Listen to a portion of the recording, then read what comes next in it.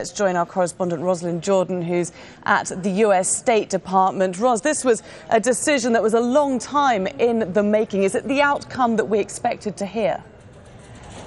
Well, it is certainly not the outcome that many observers of the US-Iraqi relationship had been expecting, but in recent weeks it became increasingly apparent that it was going to be very difficult for the US and Iraq to reach some sort of deal to allow some US forces to be in Iraq, to be on Iraqi territory as of January 1st, 2012. The Status of Forces Agreement, to which the President made reference during his remarks, only covered a 3-year period. The agreement was reached in 2008, and the agreement said that all U.S. forces inside Iraq, even though they are no longer in a combat role, needed to be gone by December 31st.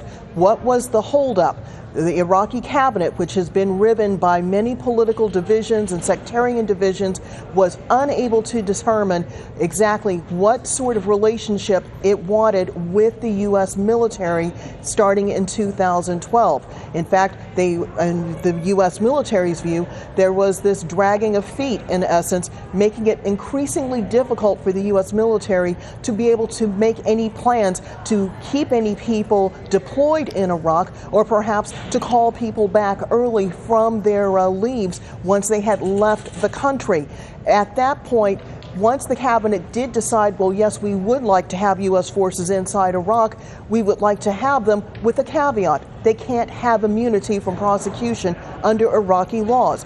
To the U.S. military, that was a non-starter, Laura. And so today's announcement is perhaps inevitable that the remaining 36,000 or so U.S. forces who are now in Iraq are all going to be coming home. And at some point, if any U.S. troops are redeployed to Iraq, that's going to be part of a whole new discussion and a whole new agreement. But as of right now, as of December 31st, 2011, the last U.S. forces will be leaving Iraq.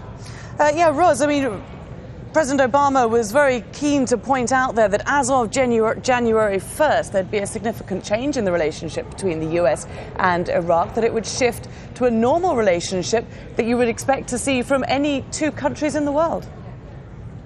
That's correct, and that basically is the confirmation that if Iraq says that, yes, it does need security forces training and development, leadership development within the military corps, within local police departments, it's going to have to start the process from basically square one and actually negotiate country to country from a position of equality, and not expect the U.S. to be able to give it everything that it might have been inclined to do this year. Certainly, it was the U.S.'s thought that there did need to be some sort of residual U.S. military presence there in Iraq in order to help maintain the stability gains, but it simply became untenable, and that is how we got to this point today. It does not mean that U.S. forces won't be going back to Iraq, but it's going to be under a very different rubric. Now, Ross, just briefly, if you can, U.S. public opinion, will they be welcoming this announcement?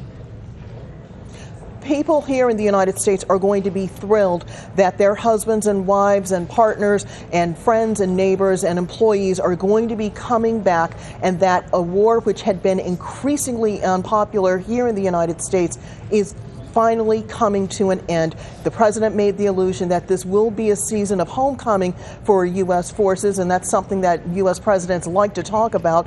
This year, the President Barack Obama can actually say that's the case, and he's making good on a campaign promise from 2008.